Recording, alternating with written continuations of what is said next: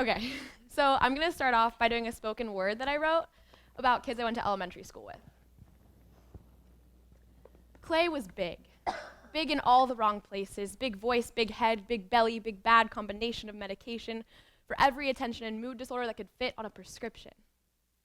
His daily potion of pills made him lethargic and slow, but also hungry.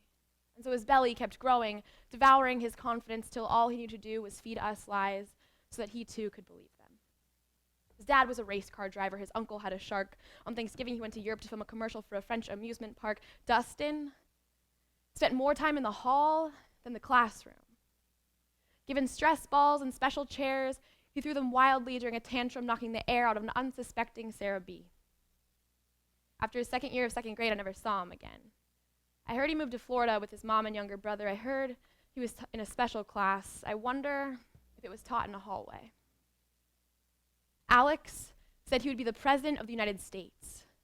Greg said he'd more likely be the dent in someone's car. He said no one wanted to see his face. So when Alex said he was jumping out the window, Greg helped him clear a space between the science projects and the math worksheets. But instead, Kevin and Greg took math worksheets and gave Alex paper cuts all over his arms.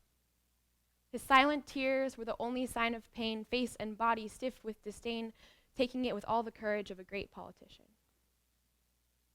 Kevin fell 7th out of 11 siblings, Irish, Catholic, hand-me-down Jordans, and hand-me-down swagger because his hand-me-down jump shot was the best in the school. Everyone thought he'd be the star of whatever sport he chose. But he never chose. And he never thought he could because he never saw his dad and his mom was nursing the last kid and his brother was getting married with the girl he met at MIT, and Kevin hid behind hand-me-down shadows professionally and never grew out of them. This world is full of people, and these people are full of stories, but as we hurry past each other, we forget to wonder what parts of them have been broken.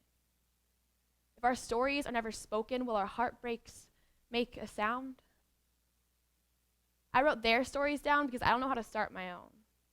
It's easier to break someone else's silence. I think that's a metaphor. So when I speak to Alex and Clay and Dustin and Kevin, I'm speaking to myself, and I'm speaking to every kid who isn't speaking. I want them to know love. I want them to know kindness. I want them to know they are not defined by labels and names and parent-teacher conferences or lack thereof. I want them to know that I'm sorry for not sitting next to them. And I hope the person sitting next to them treats them with the kindness the people in their 8-year-old lives lacked.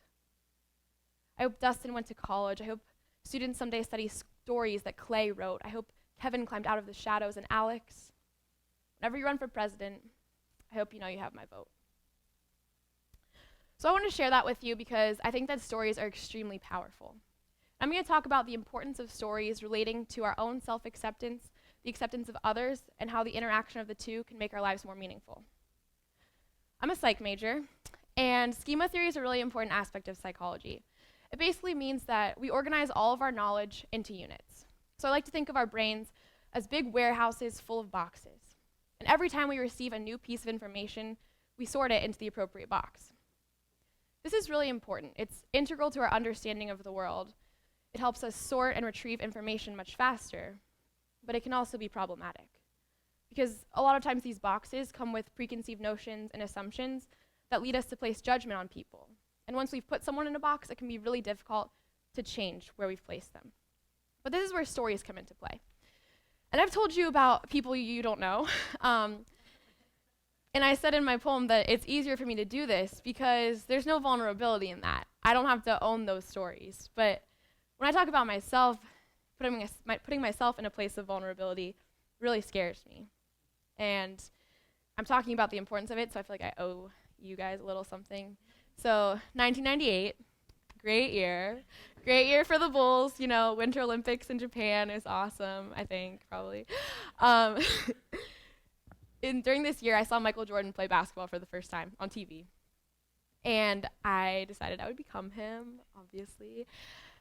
I love basketball. I play basketball here at Kenyon. We had a scrimmage today, so I was a little late. But so I was a really active child. I was really passionate about sports and just anything outdoors. I was really confident and outgoing, kind of fearless. Like, I think I really scared all the adults watching me.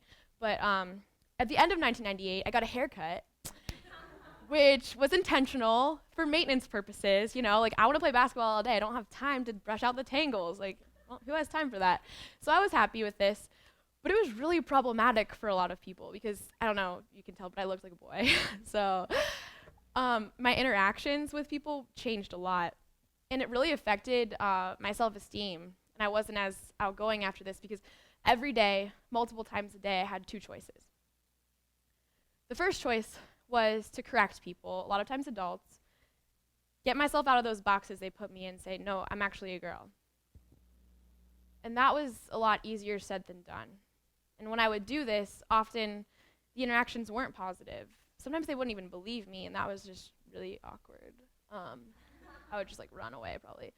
So I often resorted to option number 2, which was leave myself in those boxes.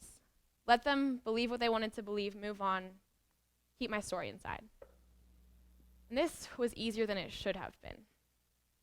Why is it so easy for us to falsify our stories just to make other people comfortable? Granted, it made me comfortable in the short run, but in the long run, it proved extremely problematic. This is me shooting a free throw. I had to start at the 3-point line and get a running start to touch the net. Still do, I'm just kidding. I had a shag at this point. I'm a 9, growing out the bowl cut, My experiences helped me to learn a lot about acceptance, especially self-acceptance. So I'm going to define self-acceptance as telling your honest story no matter what. Like I did and still do, we often change our stories or omit certain aspects because we're either embarrassed or we just want to avoid those uncomfortable conversations. But by practicing avoidance, we're actually just practicing self-rejection. And so in order to get to this place of self-acceptance, we have to practice sharing our honest story and being true to ourselves, especially in situations where we're scared to do that. We can start small and get bigger, but when we are scared and uncomfortable, that's the best time to grow. Another reason people may hesitate to tell their stories, that's Trick Shot Nation at camp, no big deal. Another reason people may hesitate to not tell their stories is because we feel like our stories don't matter. We have an innate desire to find meaning and value in our lives and to share that with others. But if we feel like our stories don't mean anything, if we feel like someone else isn't going to find value in what our story is, we're far less likely to share. But to these concerns, I say honor your story.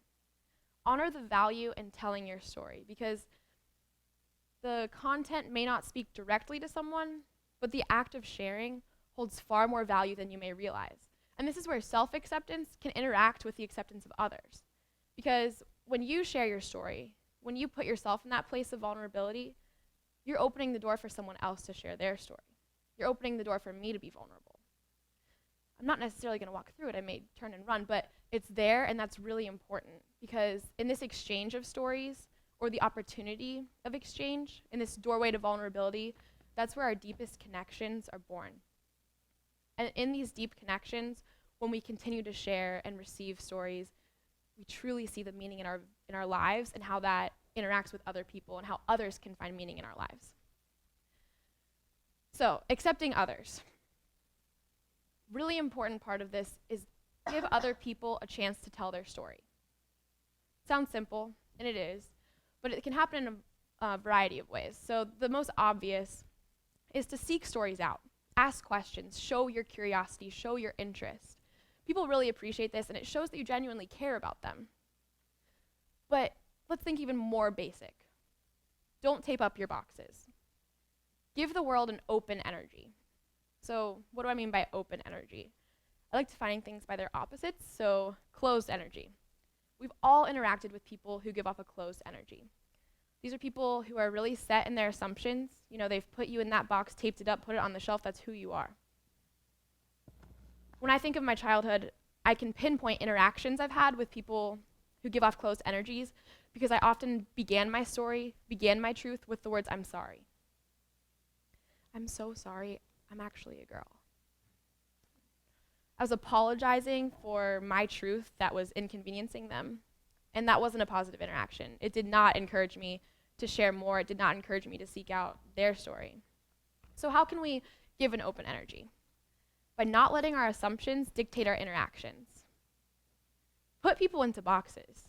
That's okay. I know it sounds kind of bad, but it's human nature, and it really helps with our understanding and organization of the world. But once you put them in that box, leave it open. Don't treat them like they're stuck there. Give them a chance to change your mind. Give them a chance to tell you who they are and to tell their story. Don't close that box prematurely. Okay, pause for a second. Everything I've just talked about is as much a TED Talk as is a pep talk for myself. It's like, come on, we can do this. Because I'm by no means perfect at this, and I work on it every day. But I think it's really important to recognize where we are in our acceptance of ourselves and of others, and embrace that, and embrace the practice and the work that needs to go into it. All right, I'm actually really good at this. I'm gonna brag for a second. If you're gonna put someone in a box, put them in a good one. I love this, like I'm super into this strategy. Example, you're driving down the streets of Mount Vernon, someone cuts you off, they're driving recklessly. It's really easy and natural to put them in this box that's like, they're a bad driver, they're a bad person, I'm angry. We do that all the time, but it creates a cycle of negativity. It puts you in a bad mood. We know that road rage feeling, your heart's beating faster. Oh, you see them in the market later, you're like, God, they're a bad shopper too, I don't even know what that means, but they're bad. Alternatively, you're driving in Mount Vernon, someone cuts you off, they're driving recklessly. They're having a bad day. They're probably running late, their kid could be sick. They could be taking their kid to the hospital. You don't know. You just don't know. But this option allows you to be empathetic.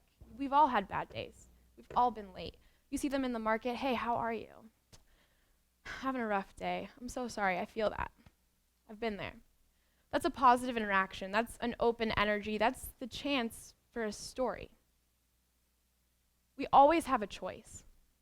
It may not seem like it, but if we can learn to start being intentional with the way that we interact with people and the way that we think about people and make assumptions about them, we can create far more positivity in our lives. It's important to look through a compassionate lens towards others and to yourself instead of a judgmental lens, because it's not really productive to do that.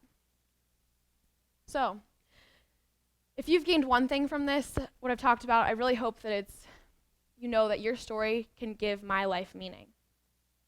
Don't be afraid to share your truth. Don't hesitate or avoid uncomfortable situations, because I've spent a lot of time avoiding vulnerability. But it's in those times where I've been vulnerable and also been honest that I've grown the most, and I've found the most meaning in my life. I've been really, really lucky because I have people in my life who have helped me and sought out my story and pushed me through that door of vulnerability. And they're the people I'm most thankful for, and they're the people who've changed my life. And so even if you feel like your story doesn't matter, I promise you with all my heart, it matters to someone, and it definitely matters to me.